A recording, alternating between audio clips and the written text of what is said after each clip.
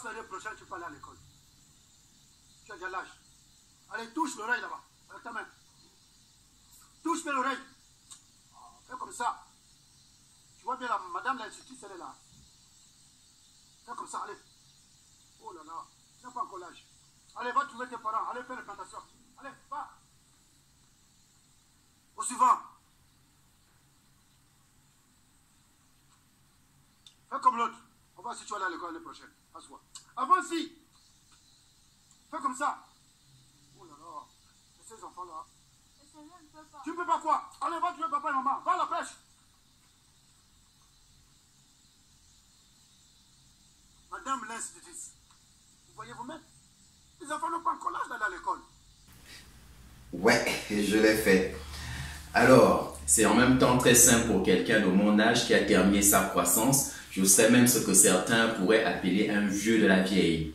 Alors, au démarrage de cette vidéo, vous avez pu assister à un extrait du film Martha la septième épouse du très talentueux cinéaste gabonais Melchic Obiang, extrait dans lequel des jeunes garçons se présentent devant un monsieur et ils sont censés toucher, du moins tenter de toucher leur oreille gauche avec leur main droite. Pourquoi cela, me diriez-vous? Alors, pour ceux qui ne le savent peut-être pas, il y a de cela quelques années en Afrique, c'est ainsi qu'on déterminait si un enfant était en âge de pouvoir aller à l'école.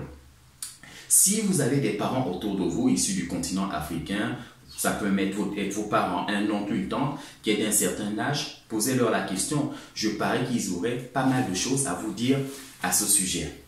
Donc, comme je le disais précédemment, accéder à l'école, à cette époque en Afrique, il fallait par exemple valider cet exercice. Toucher son oreille gauche avec sa main droite, comme je l'ai fait au démarrage de la vidéo. Et tous les enfants qui ne parvenaient pas à le faire étaient en griffe recalée. Il fallait qu'ils reviennent l'année d'après, faire le même type d'exercice et décider si oui ou non ils pouvaient enfin aller à l'école.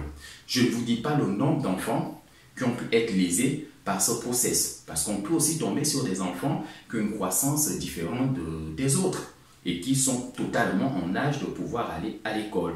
Et je ne parle même pas des familles qui pour eux c'était aussi un grand choc parce que accéder à l'école déjà à l'époque était un facteur de réussite sociale pour les parents. Ils se projetaient déjà au travers de l'enfant parce c'était une grande fierté pour un parent de pouvoir savoir que son enfant allait à l'école. Et même aujourd'hui, j'ai envie de vous dire, les mêmes valeurs sont toujours partagées. Dans la vidéo, j'irai même plus loin. Vous avez même pu observer qu'il n'y avait même pas de filles. Donc, les filles d'entrée de jeu étaient déjà exclues, c'était aller à la cuisine. Grave comme discrimination. Les garçons, il fallait faire cet exercice et les filles, n'en parlons même pas. Vous avez alors compris que dans cette vidéo, je vais aborder le terme de la formation. Je vais notamment aborder deux aspects pour tous les entrepreneurs qui souhaitent évidemment investir sur le continent africain. Deux aspects de la formation auxquels tout individu, autant soit peu, devrait s'intéresser et devrait à minima y investir. Avant d'aller plus loin, je vais une fois de plus vous inviter à vous abonner à ma chaîne YouTube si vous aimez ce que je fais sur cette chaîne. Abonnez-vous, partagez, likez, faites ce que vous voulez. Cette plateforme est la vôtre. Allez, trêve de commercial, je vous invite tout de suite à démarrer la présentation des deux facteurs de formation, deux éléments de formation pour lesquels j'estime que tout individu devrait investir. C'est parti. Ce premier secteur d'investissement dans le domaine de la formation dont je souhaite vous faire la présentation est un secteur dans lequel j'estime que tout le monde, sans exception, je dis bien tout le monde devrait absolument y investir. Vous allez comprendre pourquoi. Je souhaite démarrer cette phase en vous posant quelques petites questions. Alors les amis, c'est quand la dernière fois que vous êtes allé à une formation sur un sujet qui vous intéresse, qui vous passionne, dans lequel voilà, vous souhaitez entreprendre une activité. C'est quand la dernière fois que vous êtes allé à une formation de ce type, une formation concernant ce sujet. Ou encore, c'est quand la dernière fois que vous avez acheté un magazine, un bouquin traitant du même sujet. Ou encore plus simple, vu que nous sommes à l'ère de l'Internet, où tout le monde adore YouTube, c'est quand la dernière fois que vous avez fait une recherche sur YouTube, sur une vidéo, sur un de ces sujets, une fois de plus, qui vous tient à cœur. C'est quand? C'est quand la dernière fois que vous l'avez fait?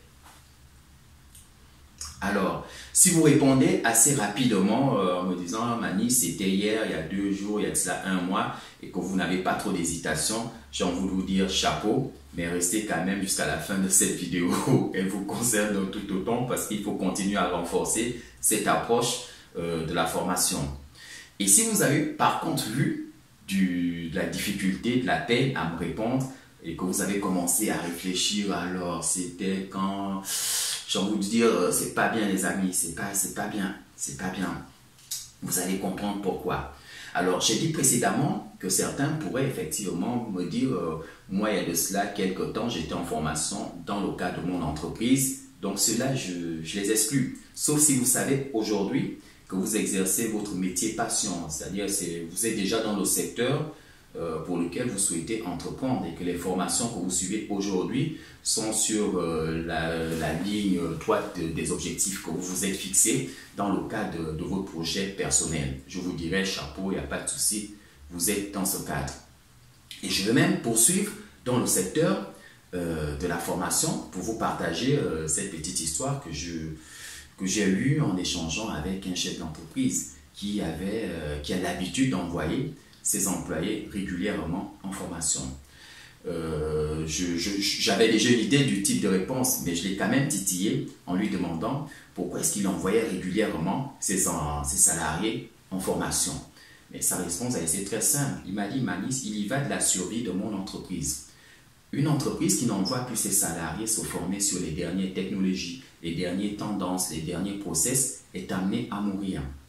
Donc, tout chef d'entreprise, autant qu'il soit, doit avoir à l'esprit qu'il est nécessaire pour le bien-être de son entreprise de continuer à former ceux qui font la force de cette entreprise, c'est-à-dire les salariés. Parce que c'est bien ça, c'est les salariés qui portent l'entreprise, ce sont eux qui font la force d'une structure, quelle qu'elle soit. Et donc, tout dirigeant, tout bon dirigeant qui a de l'ambition de faire vivre sa structure est obligé d'investir massivement dans la formation de ses salariés.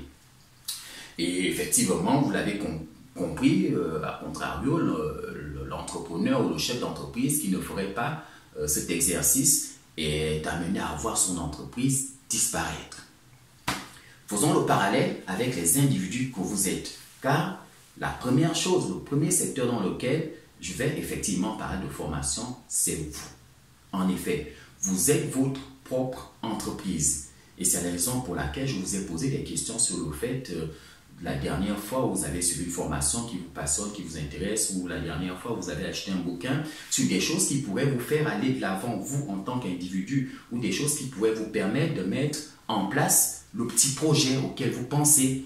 Voilà, le truc à chaque fois où vous dites, Mani, j'ai envie de faire ceci, mais mon boulot me prend trop de temps, c'est quand la dernière fois que vous avez pris le temps de vous former. Car en vérité, vous aussi, vous êtes, comme je l'ai dit précédemment, vous êtes une entreprise et par conséquent, vous devez investir massivement sur vous.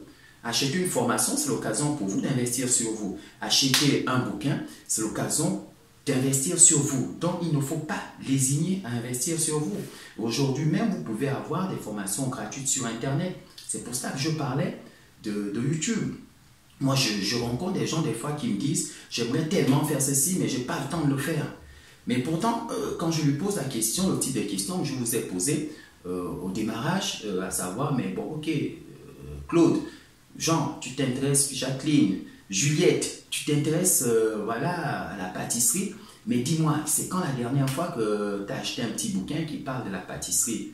La personne, c'est quand la dernière fois que tu as même pris le temps d'aller sur YouTube, de suivre une vidéo qui parle de ce sujet-là, qui te passionne tant, parce que tu me dis que tu n'aimes pas ce que tu fais aujourd'hui et que tu souhaiterais vraiment te spécialiser dans ça. C'est quand la dernière fois que tu es allé sur YouTube et tu as fait une recherche dessus. Pareil, un blanc total. Et pourtant, la personne a un téléphone, je la vois bien, qui suit des vidéos XY machin sur le net, mais elle va suivre d'autres vidéos, elle ne prend pas la peine de faire des recherches sur le rêve qu'elle nourrit en secret. Donc, une célèbre citation qui dit que vous êtes ce que vous mangez. Moi, je vais même faire un parallèle en disant ceci. Vous êtes ce que vous étudiez. C'est la vérité. Vous finissez par devenir ce que vous étudiez. Vous finissez par devenir l'information que vous consommez au quotidien. Si vous rêvez de pâtisserie, mais que vous passez votre temps à suivre des vidéos YouTube qui vous parlent de distraction, j'ai rien contre ça. Moi-même, je vais suivre des fois de temps à autre sur des vidéos pour distraire un peu mon esprit. Mais si vous ne consommez que ce type d'information finit par influer sur la personne que vous devenez. Donc, c'est aussi capital que vous puissiez choisir le type d'information que vous souhaitez mettre dans vos têtes. C'est important. Ne lésinez pas sur les moyens pour investir sur vous, car personne d'autre ne le fera. Et ceux qui le feront, si vous voyez des gens investir pour vous, qui investissent sur votre formation, ce n'est pas nécessairement à première vue dans votre intérêt. Il y a quelques entrepreneurs, chefs d'entreprise, philanthropes, voilà, mais j'ai envie de vous dire, c'est d'abord dans l'intérêt de leur structure.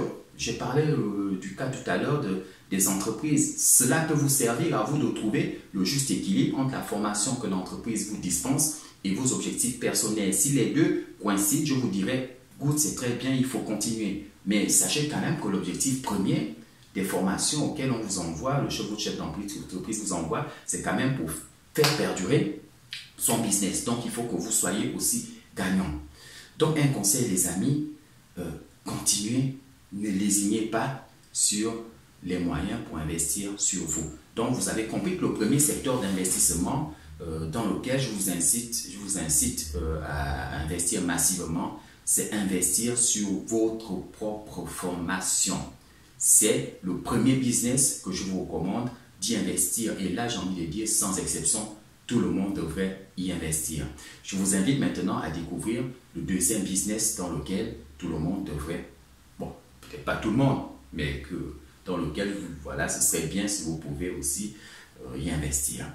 Alors, c'est parti pour le deuxième business dans le secteur de la formation. Il s'agit pour le coup d'investir dans la formation des autres. Avant de démarrer la présentation de ce deuxième business qui a trait à la formation, je souhaite vous donner cette information. D'ici 2030, nous allons voir rentrer dans le marché du travail africain 440 millions de personnes. Et je ne vous parle même pas de la démographie africaine qui va exploser. Cela sous-entend derrière que nous allons avoir des personnes qui vont avoir besoin d'être formées. Aujourd'hui, si vous avez la chance de parcourir le continent africain, vous allez vous rendre compte que des familles sont de plus en plus désireuses de donner à leurs enfants une meilleure formation. Donc, si vous décidez d'entrer dans ce secteur, ben, j'ai envie de vous dire chapeau, parce que la formation que l'on ne veut pas, il y a deux secteurs que voilà, j'estime qui sont déterminants de la bonne santé de l'économie africaine. Il y a effectivement la santé pure et dure, que nous connaissons tous, et il y a celui de la formation. J'ai même envie de dire que la formation dans beaucoup de pays a contribué à combattre la pauvreté. Dans les pays où les gens sont de plus en plus instruits, on a tendance à remarquer que la pauvreté recule. Donc, si vous décidez, par exemple, de vous lancer dans le secteur de la formation des autres, vous êtes le bienvenu sur le continent et la demande est là et bien réelle. Vous voyez le nombre d'écoles privées qui se créent dans les différents pays africains, vous comprenez bien que la demande est bel et bien réelle. D'autant plus que les gouvernants sur place ont de plus en plus de mal à répondre aux besoins des populations en matière d'éducation. Donc, les privés sont les bienvenus. Et vous ne serez pas seuls, j'ai envie de vous dire. Si vous lancez, vous ne serez pas seuls. Parce que certains entrepreneurs ont déjà franchi le cap. Et là, je pense notamment à Achisi Awa du Ghana, qui a quitté Seattle, où il réussissait. C'était un cadre bien installé dans cette ville américaine, où il avait tous ses repères, qui a décidé du jour au lendemain de partir de Seattle et de s'installer au Ghana pour lancer HEC University. Je pense notamment aussi à Amadou Diop du Sénégal, qui aussi, pareil, est allé à Dakar pour créer l'ISM, l'Institut supérieur de management. Quand je pense qu'à l'époque, en 1992, quand il a lancé sa structure, il n'avait que 25 étudiants. Aujourd'hui, c'est plus de 3500 étudiants qui se bousculent au port de l'ISM pour y suivre une formation de qualité.